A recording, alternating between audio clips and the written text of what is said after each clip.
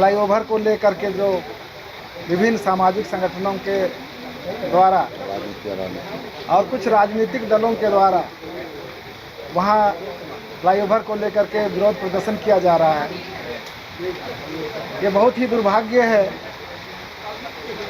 इसलिए मैं कह रहा हूँ कि पिछले दिनों माननीय मंत्री चमरा लिंडा जी, माननीय विधायक राजेश कच्छप जी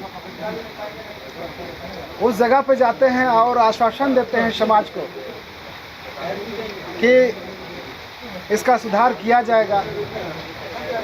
जो आज देखा जा रहा है रैंप का मामला, जो मुख्य द्वार के बगल में ज़्यादा हाइट है, ऊंचाई पे है, उसको ठीक किया जाएगा। अन्यथा इस फ्लाईओवर को ऊपर ही काटाटोली से जोड़ने का भी काम किया जाए। सरकार के पास पैसा की कमी नहीं है। तो शरणा समाज आज के दिन में हम लोग उसको विश्वास करते हैं। जब सरकार के माननीय मंत्री इस बात को बोलते हैं तो हम सबों को भी विश्वास करनी चाहिए, क्योंकि वो शरणा स्थल एक झारखंड का बहुत ही माननीय स्थल है और शरणा समाज के साथ साथ में पूरे राज्य के लोग सरुल के दिन में भव्य समारोह में शामिल होते हैं। आज जिस तरह से इन लोगों ने जो विरोध प्रदर्शन कर रहे हैं, कहीं ना कहीं हमारे समाज के लोगों को दिग्भ्रमित करने का काम कर रहे हैं कि वहाँ दिक्कतें आएंगी और ऐसे हालात में इस प्रोसेशन को कमज़ोर करने का काम कर रहे हैं। और सरकार को भी, जो अब वह सरकार हम भी मानते हैं, इसको बदनाम करने का काम कर रहे हैं। क्योंकि पिछले दिनों जो 10 फीट बाउंड्री घटाए, हम लोग को बहुत तकलीफ़ हुआ। और ये जो आज पता चल रहा है कि ज़मीन का मामला है, जो गरमजरवा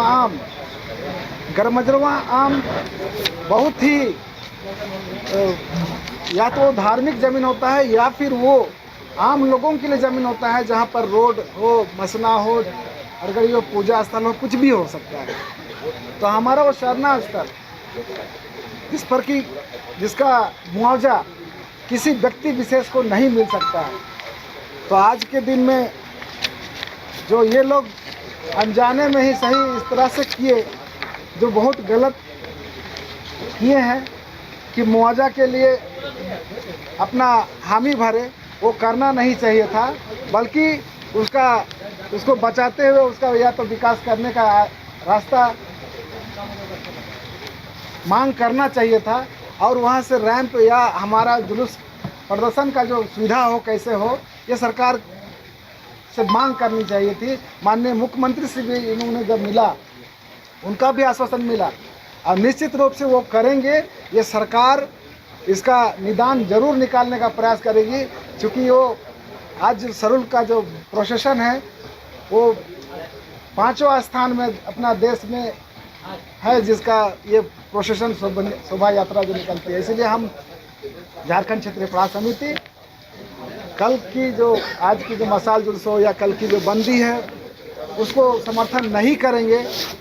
हम सरुल की तैयारी में लगे हुए हैं। आज के दिन में हम आम लोगों को आप तमाम मीडिया बंधुओं के माध्यम से वो कहना चाहेंगे कि आप सभी सरुल की भव्य तैयारी करें और उस पवित्र त्यौहार को मनाने के लिए हमें लगना चाहिए और उस प्रोसेशन को जोरदार तरीके से करेंगे, ताकि हमारा राज्य का नाम होगा। सक्रिय सदस्य रैंप मात्र एक बहाना है। ये सरना बेचने वालों को बचाने का सिर्फ एक बहाना है।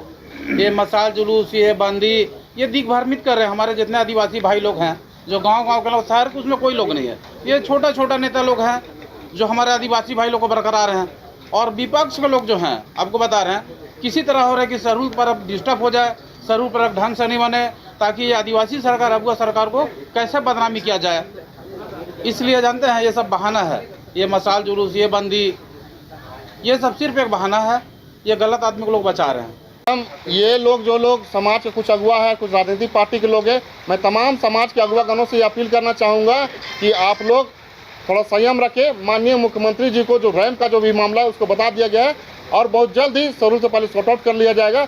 लेकिन कम से कम समाज के लोगों को ये धैर्य रखना चाहिए, जब माननीय मुख्यमंत्री के बाद चला गया है तो कम से कम कुछ संयम रखना चाहिए। बबलू मुंडा जी का है, उसकी बात है। केंद्रीय शरण समिति हम भी चलाते हैं, लेकिन एक केंद्रीय शरण समिति उसके पक्ष में नहीं है। आपका कौन सा मेरा केंद्रीय शरण समिति हमारा का ऑफिस है वही सिरम टोली। आरोप है कि खाएंगे वो लोग तो भरेंगे वही लोग ना। हमने तो बंदी का समर्थन नहीं किया है। बंदी का समर्थन जो लोग कर रहे हैं, जो लोग बंदी करेंगे वो ना नहीं करेंगे। हम तो अपने घर में आराम से बैठे हुए रहेंगे, चाहे अपना जो हमारा निजी काम हम वो काम में अपना व्यस्त रहेंगे। तो हमारा कैसे उस ताल्लुकात के कुछ घटना घटेगा तो उसमें मेरा हाथ होगा? ये तो अनसुलझी वाला बात है। जिस तरह से आप माने ना माने, समाज के लोग तो मानते हैं। आरोप लगा रही कि जबरदस्ती आप बने हुए। पहला बात है, उनका कहने ना कहने से कुछ नहीं होता है। वो एक व्यक्ति विशेष है। मैं समाज के द्वारा ही चुना हुआ हूँ और समाज के लिए ही काम करता हूँ। अभी देखे होंगे जो भवन जो बना है वो किसके लिए बनाया? अजय तिर्की अपने लिए नहीं बनाया। ये भवन पूरे आदिवासी समाज के लिए बना के एक तोहफा दिए हैं और बहुत जल्द उसका भव्य तरीके के उद्घाटन भी होगा, जो पूरे देश के आदिवासी आएंगे उस पर। जो लोग यही व्यक्ति को लेकर के आपको पता चला होगा कि मुख्यमंत्री के पास ले जाने वाले गीता श्री उरांव इसको ले गई थी। अब पूरे संगठन जो लोग अभी विरोध कर रहा है, चाहे राजनीतिक पार्टी को हो चाहे कुछ सामाजिक संगठन को हो, उन लोगों को ले जाने के संदर्भ में ये भी व्यक्ति उस भीड़ में था। मुख्यमंत्री के जब मिलाया गया था तो ये व्यक्ति थे।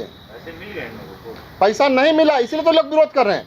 पैसा मिल जाता तो आज ब्रिज को लेकर के जो स्लोपिंग का जो बन रहा है उसका विरोध नहीं करते, लेकिन पैसा नहीं मिला इसलिए ये तमाम लोग विरोध प्रदर्शन आज कर रहे हैं।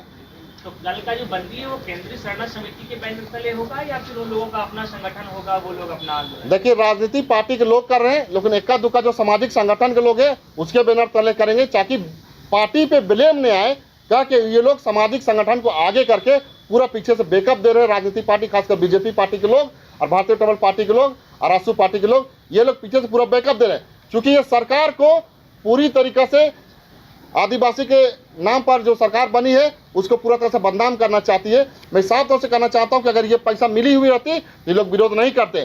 तमाम आज जो लोग समाज के हैं, अगुआ कहें या फिर जो राजनीतिक पार्टी के जो लोग आगे आके जो विरोध कर रहे हैं, मैं किसी का नाम नहीं लेना चाहता हूं, लेकिन वही लोग आज ये पैसा मिल जाता तो बंदर बाट करते वो लोग और फिर विरोध प्रदर्शन नहीं करते और न कल का बंदी का घोषणा करते। धरना स्थल में पूरी तरीक़ा से लोग, कुछ लोग सामाजिक संगठन के और कुछ राजनीति के अगुवागण पूरी तरीक़ा से वहाँ पर राजनीतिकरण कर रहा है। और क्यों कर रहा है आज मैं इसके लिए मैं आपको बताना चाहता हूँ। क्योंकि L&T कंपनी और पथ निर्माण विभाग के द्वारा पहले ही एक आवेदन उन लोगों को नोटिस दिया था कि ये जो ज़मीन जा रहा है उसको भूअर्जन के द्वारा आप लोगों को पैसा मिलेगा। जब पैसा मिलने की बात हुआ, एक अरविंद हंस करके है एक व्यक्ति, वो व्यक्ति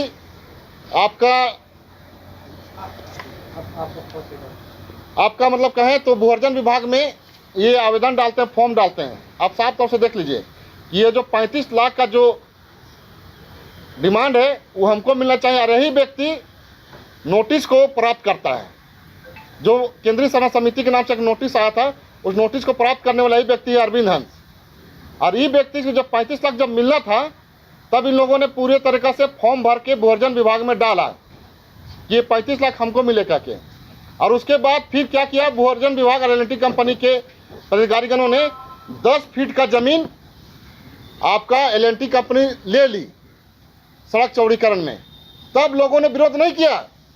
जब 10 फीट ले चुकी जब L&T कंपनी के द्वारा, पथ निर्माण विभाग के द्वारा, लोगों ने विरोध नहीं किया। क्यों नहीं किया? क्योंकि ये 35 लाख रुपया इनको चाहिए था। और जो लोग अभी विरोध कर रहे हैं तमाम अगुवाओं को इसमें हिस्सेदारी चाहिए था। जो ने फिर हम लोगों ने जब दोबारा उसमें पेपर दिया तो साफ तौर से कह दिया कि ये ज़मीन गैर मजरूआ आम है। मतलब गैर मजरूआ आम मतलब ये ज़मीन किसी व्यक्ति विशेष का नहीं होता है। तब उन लोगों ने समझ गया कि अब यहाँ से पैसा मिलने वाला नहीं है। तो फिर दोबारा जब चिन्हित किया भूअर्जन विभाग के द्वारा कि 10 फीट और चाहिए, तो हमने उस 10 फीट को कैंसिल करा दिया कि वहाँ पर एक भी इंच ज़मीन अब नहीं जाएगी। और इन लोगों ने फिर उसके बाद मुद्दा बनाया रैंप का, क्योंकि रैंप आज नहीं 1.5-2 साल पहले से बन रहा है। तो जब ये पैसा का हिस्सेदार उनको नहीं मिला तब इन लोगों ने रैंप का मामला को मुद्दा उठाया और पूरी तरीके से राजनीतिकरण करते हुए आज रैंप का मुद्दा को राजनीतिकरण करके आज विरोध प्रदर्शन कर रहे हैं। और मैं साफ तौर से कहना चाहता हूँ कि कि जो कल कई लोग बंदी कर रहे हैं, इस बंदी को हम लोग कतई समर्थन नहीं करते हैं। चूंकि इसलिए नहीं करते हैं कि हम लोग विकास के पक्षधर हैं, विकास को चाहने वाले हैं, और हम लोग कतई भी हम लोग इस तरह का अनहोनी होने नहीं देंगे।